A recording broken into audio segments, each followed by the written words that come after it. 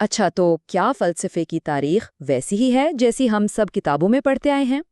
آج ہم ایک ایسی کتاب کی بات کریں گے جو یہ دعویٰ کرتی ہے کہ فلسفے کا جو روایتی نقشہ ہمارے ذہنوں میں ہے وہ ادھورا ہے اور اسے از سر نو بنانے کی ضرورت ہے۔ تو آئیے پیٹر ایڈمسن کی اس دلچسپ دنیا میں قدم رکھتے ہیں۔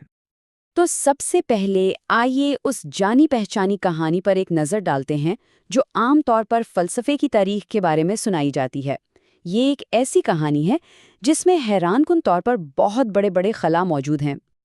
تو جب فلسفے کی تاریخ کے بارے میں سوچا جاتا ہے تو ذہن میں کیسی تصویر بنتی ہے؟ شاید ایک سیدھی سی لکیر جس پر چند مشہور نام لکھے ہوں، ہے نا؟ یہ ہے وہ معیاری کہانی، قدیم یونانی فلاسفرز، پھر ایک بہت بڑا پراسرار خلا، اور پھر اچانک سے کہانی سیدھا یورپین اشاعت و ثانیہ پر پہنچاتی ہے۔ لیکن سوال تو یہ ہے کہ اس دوران ہوا کیا؟ تاریخ کے یہ سینکڑوں بلکہ ہزاروں سال آخر چلے کہاں گئے؟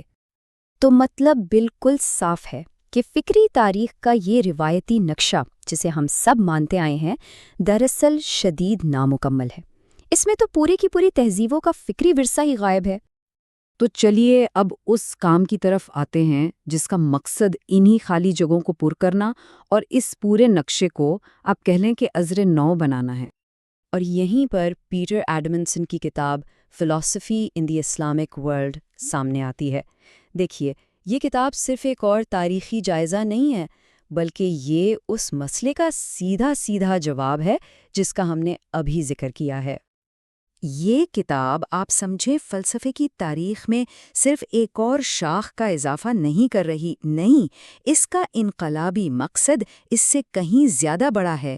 یہ تو فلسفے کی تاریخ کے مرکز کو ہی بدلنے کی ایک کوشش ہے۔ تو یہاں ہمارے سامنے دو بالکل مختلف تصویریں ہیں۔ پرانا نظریہ اسلامی دنیا کو صرف ایک آپ کہہ لیں کہ ڈاک خانے کے طور پر دیکھتا تھا، جس کا کام بس یونانیوں سے علم لے کر یورپ کو پہنچانا تھا۔ لیکن ایڈمنسن کا نظریہ کہتا ہے کہ نہیں، اسلامی دنیا خود صدیوں تک فلسفیانہ سوچ اور جدت کا سب سے بڑا مرکز تھی۔ تو سوال یہ ہے کہ یہ کتاب اتنی بڑی، اتنی بنیادی تبدیلی آخر لاتی کیسے ہے؟ ایڈمسن کا طریقہ کار ہے کیا؟ اچھا، تو ایڈمسن اپنی یہ نئی تاریخ 3 بڑے ستونوں پر کھڑی کرتے ہیں۔ پہلا، ایک جامع بیانیہ یعنی انکلوسیو نیریٹو، دوسرا ایک بہت وسیع دائرہ کار، اور تیسرا ایک ایسا انداز جو سب کی سمجھ میں آ سکے۔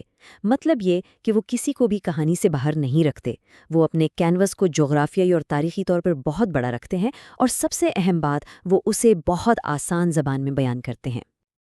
یہاں ایک بہت ہی دلچسپ نکتہ ہے۔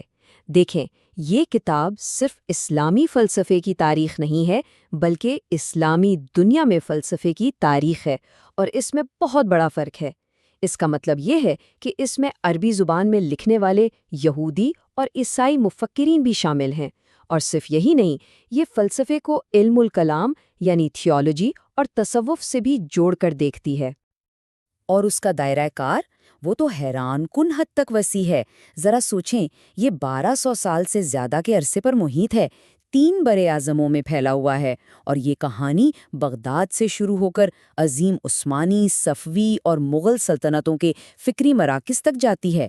یہ واقعی ایک ایپک داستان ہے۔ ٹھیک ہے، تو آئیے اب آگے بڑھتے ہیں اور دیکھتے ہیں کہ یہ نیا اور زیادہ تفصیلی نقشہ ہمیں کون کون سے شاندار مقامات کی سیر کرواتا ہے۔ یہ ایک بہت بڑی آپ کہہ لیں کہ ایک پیراڈائم شفٹ ہے۔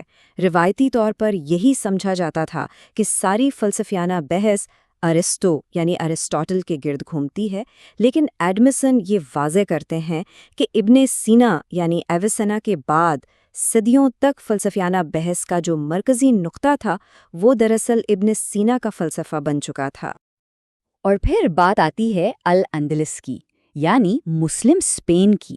یہ ایک بالکل ہی منفرد فکری مرکز تھا، ایک ایسی جگہ جہاں ابن رشد اور موسیٰ بن میمون یعنی مائمونیڈیز جیسے الگ الگ مذاہب کے مفکرین ایک دوسرے کے ساتھ مکالمہ کر رہے تھے، جو اس دور کی باہمی رواداری کی ایک شاندار مثال ہے۔ اچھا، یہ ایک بہت ہی عام غلط فہمی ہے جو اکثر تاریخ کی کتابوں میں بھی پڑھائی جاتی ہے۔ تو کیا یہ بات سچ ہے کہ اسلامی دنیا میں فلسفہ 12ویں صدی میں ابن رشد کے ساتھ ہی ختم ہو گیا تھا؟ اس کا جواب بالکل واضح اور دو ٹوک ہے، نہیں۔ حقیقت تو یہ ہے کہ یہ فکری روایت اس کے بعد بھی صدیوں تک جاری رہی۔ یہ سلطنت عثمانیہ میں زندہ رہی، ایران کی صفوی سلطنت میں پروان چڑھی اور بر صغیر کی مغل سلطنت میں بھی نئے رنگوں کے ساتھ آگے بڑھتی رہی۔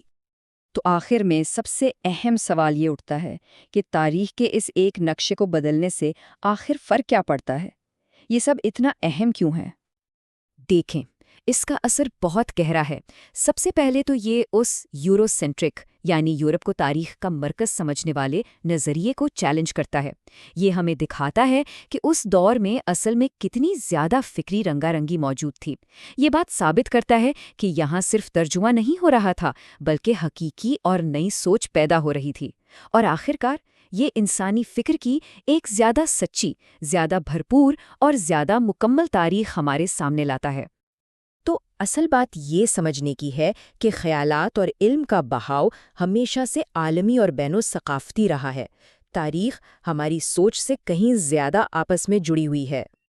اور آخر میں ایک سوال، اگر فلسفے کا یہ نقشہ اتنا نامکمل اور غلط تھا، تو سوچئے کہ تاریخ اور علم کے وہ کون سے دوسرے نقشے ہو سکتے ہیں جن پر ہمیں ایک تنقیدی نظر ڈالنے اور شاید انہیں بھی عصر نو بنانے کی ضرورت ہے۔ اس پر ضرور سوچئے گا۔